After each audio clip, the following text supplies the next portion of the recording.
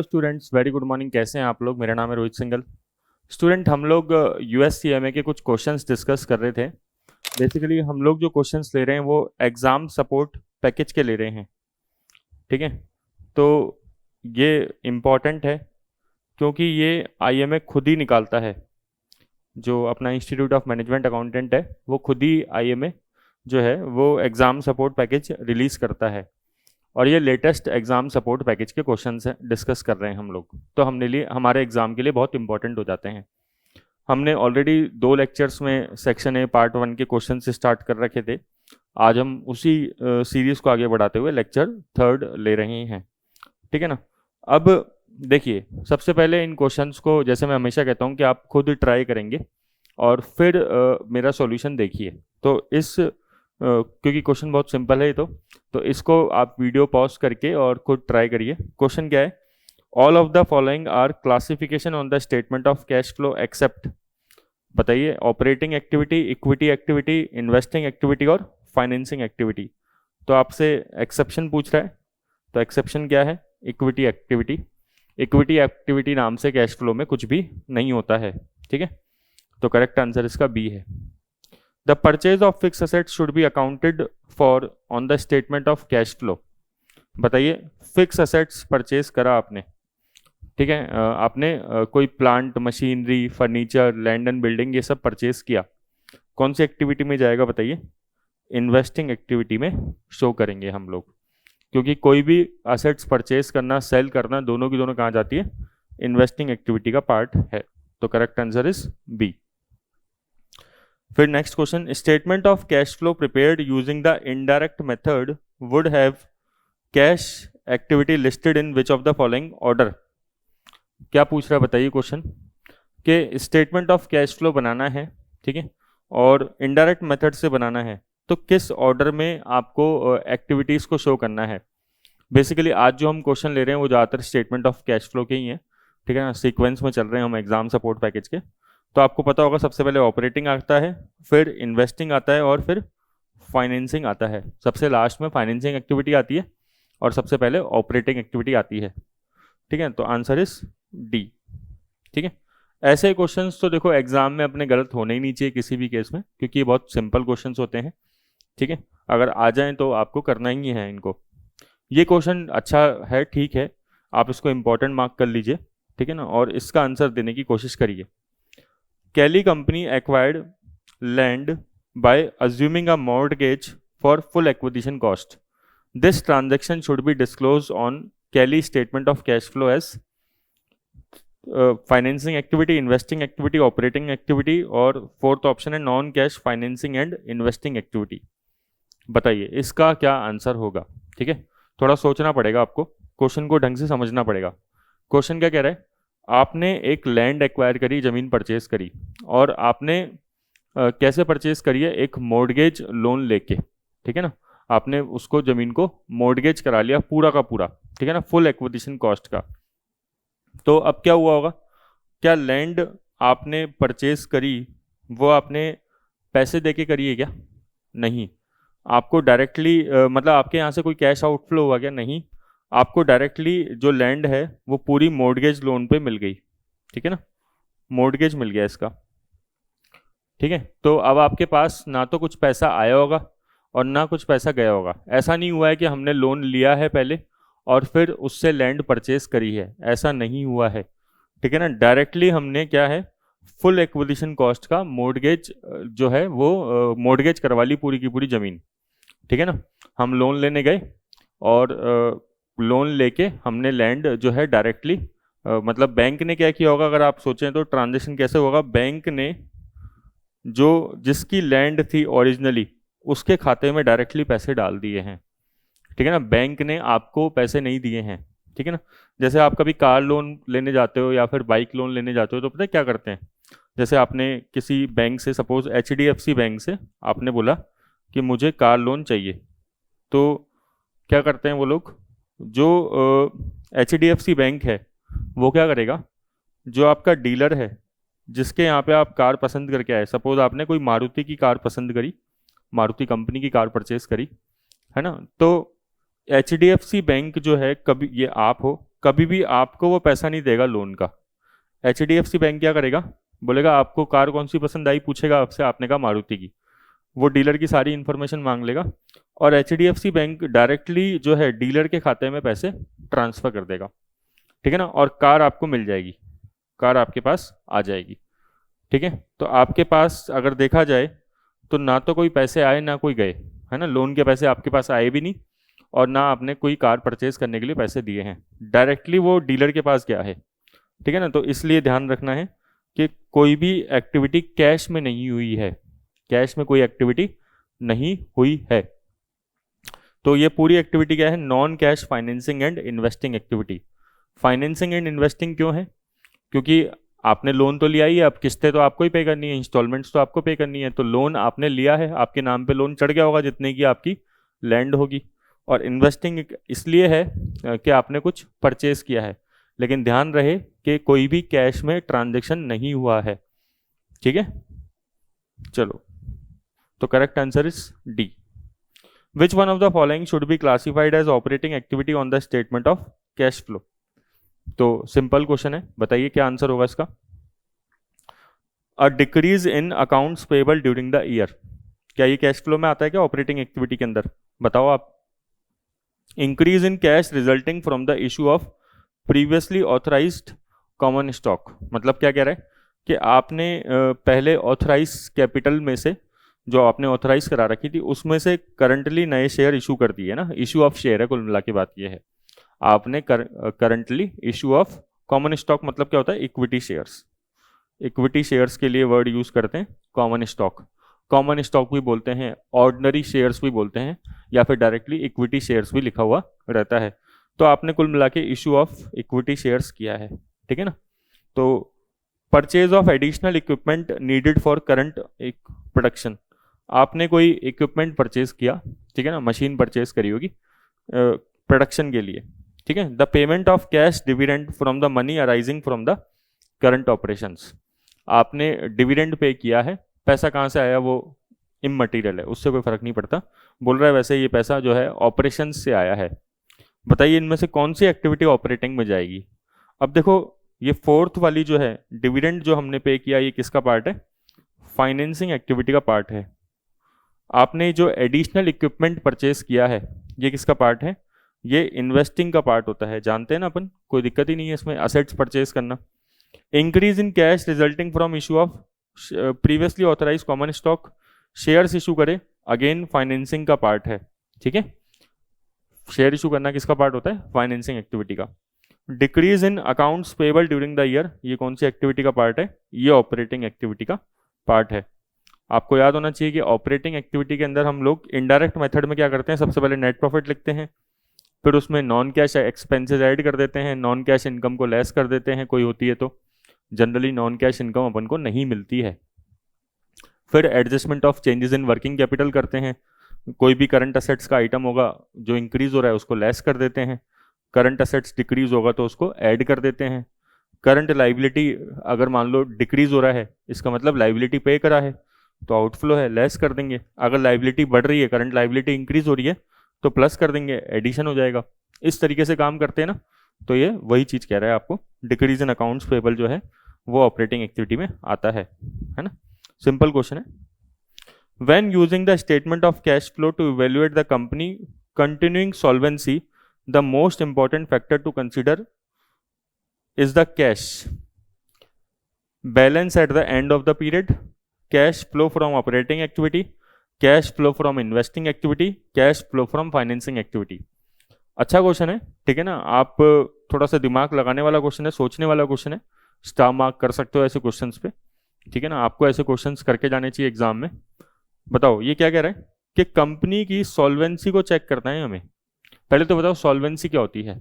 Solvency मतलब कि company ability to pay its डेप्ट, company ability to pay its debt, है ना। बी साइलेंट होता है, कई बच्चे फिर याद दिलाते हैं सर बी साइलेंट है ना, ठीक है। तो हम लोग कोई इंग्लिश के टीचर तो है नहीं, हम तो अकाउंट्स के टीचर हैं, लेकिन फिर भी डेट है ना। तो अब बताओ कंपनी की हैसियत है क्या लोन पे करने की, उसे क्या बोलते हैं, सॉल्वेंसी बोलते हैं। तो बताइए, अगर कंपनी की हैसियत है सॉल्वेंसी पे करने की, तो कैसे पता लगेगा? आप क्या कैश बैलेंस, जो क्लोजिंग कैश बैलेंस है, उससे पता लगाओगे?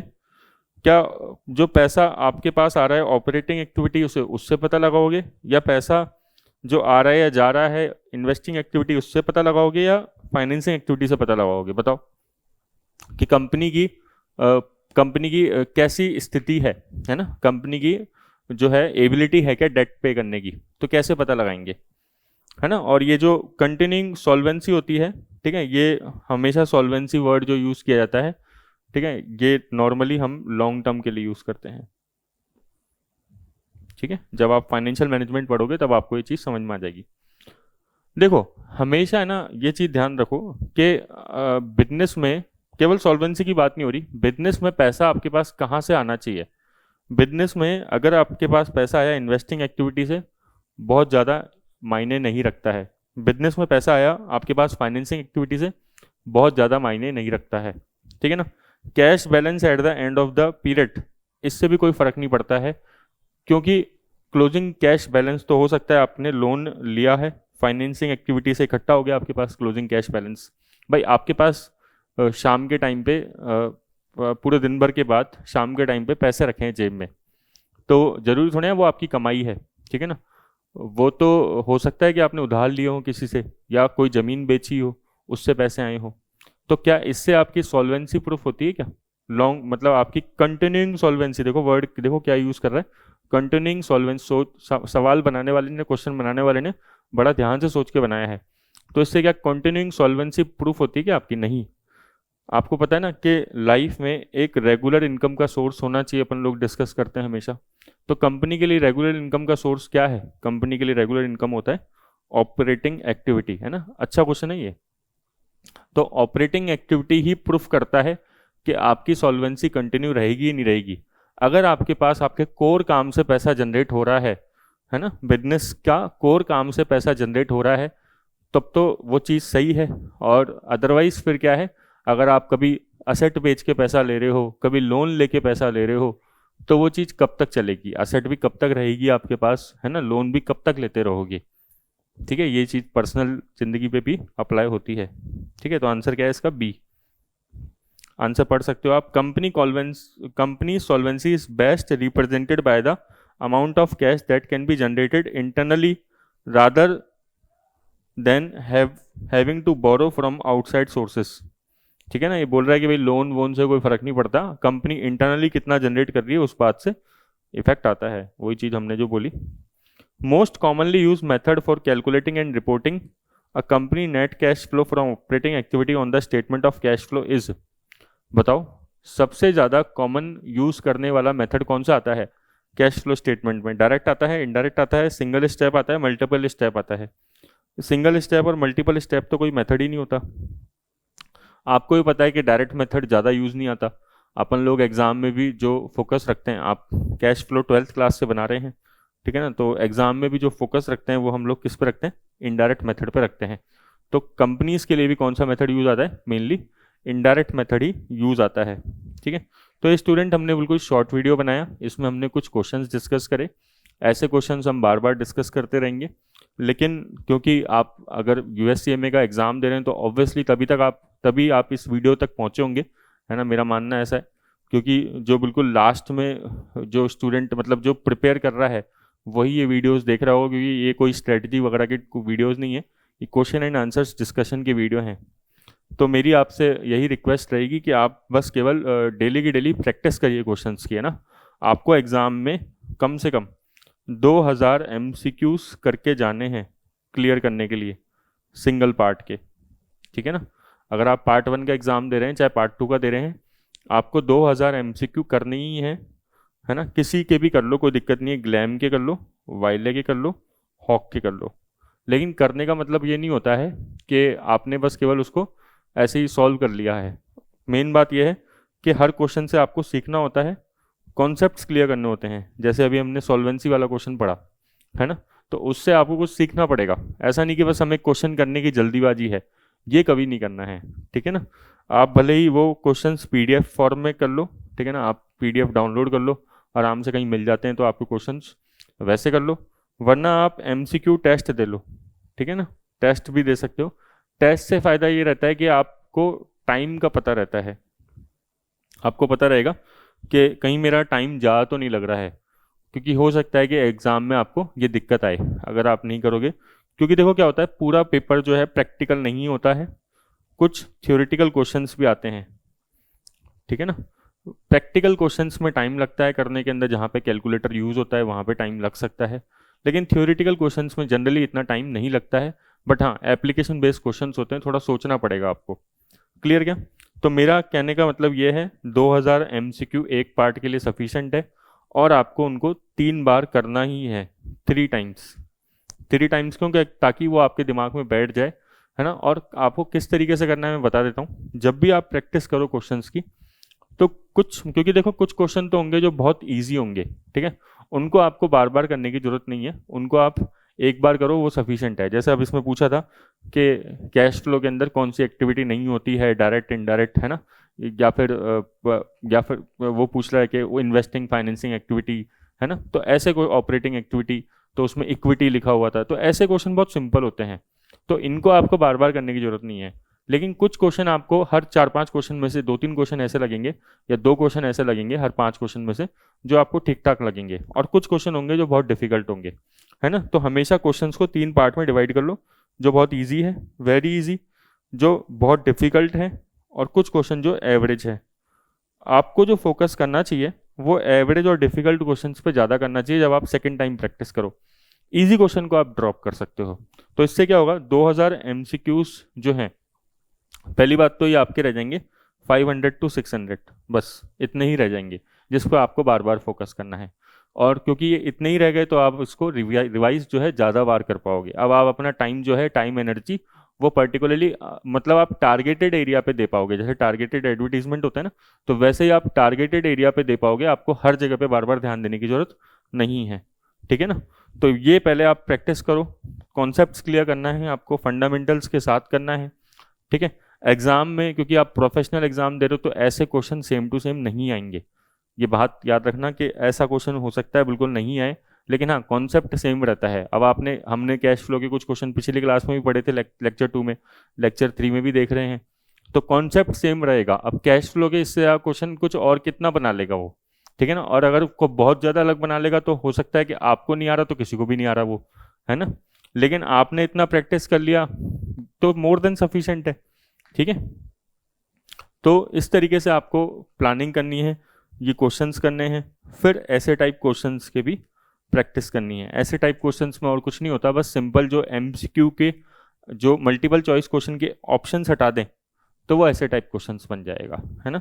अब जैसे ये पूछ ले, the most commonly use method for calculating and reporting a company net cash flow from operating activity is, ठीक है ना। अब आपसे वो पूछ रहा है कि बताओ दो, क्योंकि देखो ऐसे क्वेश्चंस में क्या होता है, टोटल 2 क्वेश्चंस आते हैं, आपको पता होगा, SA1 SA2, और हर के अंदर क्या है, कुछ पार्ट होते हैं, ठीक है ना। 6 to 7 जो है वो पार्ट होते हैं हर क्वेश्चन के अंदर, ऐसे डिवाइडेड डिवाइडेड रहते हैं, ठीक है। तो वो कोई बहुत बड़ा क्वेश्चन नहीं बनता है। ऐसे टाइप क्वेश्चन अपने रियल में ऐसे नहीं होते हैं, वो सिंपल सब्जेक्टिव क्वेश्चंस होते हैं, ठीक है, जिसमें आपको थोड़ी टाइपिंग करनी पड़ती है। तो टाइपिंग के लिए आपको बहुत ज़्यादा स्पीड की भी जरूरत नहीं है कि आप सोचें कि बहुत ज़्यादा हमें स्पीड चाहिए उसके अंदर, वो कोई इशू नहीं है, ठीक है। बट थोड़ा बहुत प्रैक्टिस कर लेना, इतना तो प्रैक्टिस अपन करते हैं, डेली की डेली लैपटॉप चलाते हैं, तो कोई इशू आता नहीं है। टाइपिंग वगैरह को लेकर आपको दिक्कत नहीं आएगी, ये तो है कंफर्म, ठीक है। बस आपको क्या करना है, आपको एमसीक्यू क्वेश्चंस को ही ध्यान से पढ़ना है, ध्यान से उसको अटेम्प्ट करना है, ठीक है। और 3 बार, मैंने कहा 3 बार अगर आप कर लेते हो तो आपका काम हो जाएगा।